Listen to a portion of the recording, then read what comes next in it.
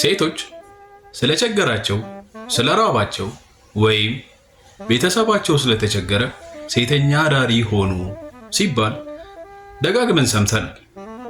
አሁን ላይ ሆነን ማለቴ ቁርስ፣ ምሳ፣ እራት በልተን ሞት ይሻላል እንደምንለው አይደለም ነገሩ። ረሃብ ብቻውን ሴተኛ አዳሪ ያደርጋል ወይንስ የሞራል ውድቀት ላይ ተደምሮ ቀላሉን መንገድ የመምረጥ ፍላጎት ነው? የማያቋርጥ ጥያቄ ነው። የሰው ልጅ ከተራበ የት ድረስ እንደሚሄድ የሚያውቀው ረሃቡ ብቻ ነው።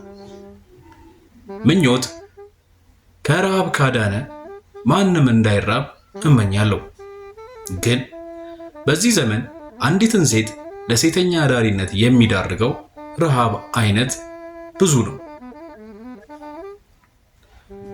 ሁለት የረሃብ አይነቶችን እኔ ከ1315 እስከ 1317 ሰሜን አውሮፓ በዘግናኝ ረሃብ ተመቶ ነበር። ረሃቡ እንዲህ የዋዛ እንዳይመስላችሁ። የሰው ስጋ እስከ መብላት ያደረሰ እጅ እግር የሌለው ረሃብ።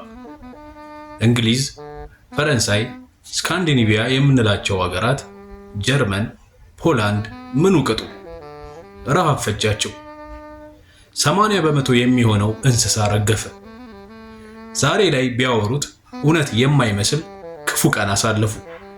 ከዓመታት በፊት ያነበብኳት በዛ ወቅት የተፈጠረች አንዲት መራር ታሪክ አስታውሳለሁ።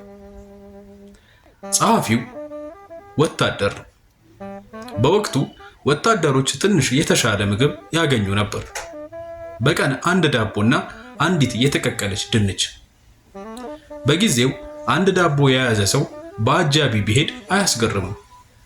ረሃብ ነበር። ወንጀል ተስፋፍቷል። ሰውነት ቀርቶ ሰው ራሱ ኢምንት ሆኗል። እና ይሄ ወታደር አንድ ምሽት የረሃብ ዘመንን የምታስረሳ በጣም ቆንጆ ሴት ያገኛል። በጣም ቆንጆ ናት አለ። በሰላሙ ቀን ቢሆን ከነገስታቱ ቤተሰብ ውጪ ማንም የማያገኛት። ምግብ ከቀመሰች 2 ቀን እንዳለፋት ነገረችው። እና ሲያያት በቃ ከርህራሄው በላይ የወሲብ ስሜቱ ቀደመ። ዳቦ ልስጥሽና ልተኛሽ አላት። አላንገራገረችም።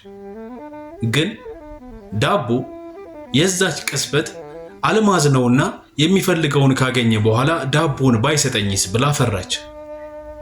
ገብቶታል። ቀድሞ ዳቦውን ሰጣት። ልብሷን አወለቀች።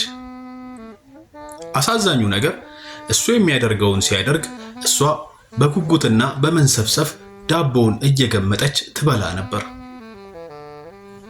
ራሴን ጠላው ይላል ተራኪው። ይሄ አንዱ ረሃብ ነው። እንዲህ ባይከፋም የረሃብ አይነቱ ብዙ ነው። ሌላው በዚህ ዘመን አንዳንድ ሴቶች ሴተኛ አዳሪ የሚሆኑበት ረሃብ ደግሞ አለ። ቆንጆ ልብስ ይርባቸዋል። ልብስና ጌጣጌጥ ይርባቸዋል። መኪና ይርባቸዋል። ውጪ መሄድ ይርባቸዋል። ቅንጦት ይርባቸዋል። ታዋቂና ዝነኛ ሰው መሆን ይርባቸዋል። ረሃብ አይነተ ብዙ ነው። ድል ባለ ሰርግ ቋሚ ሴተኛ አዳሪ መሆን፣ ትዳር የሚባል ካባ የሚደረብበትም ጊዜ አለ። ዘመኑ ግን አንድ ያልተጻፈ ሕግ አለው። የተሳካለት ሁሌም ልክ ነው።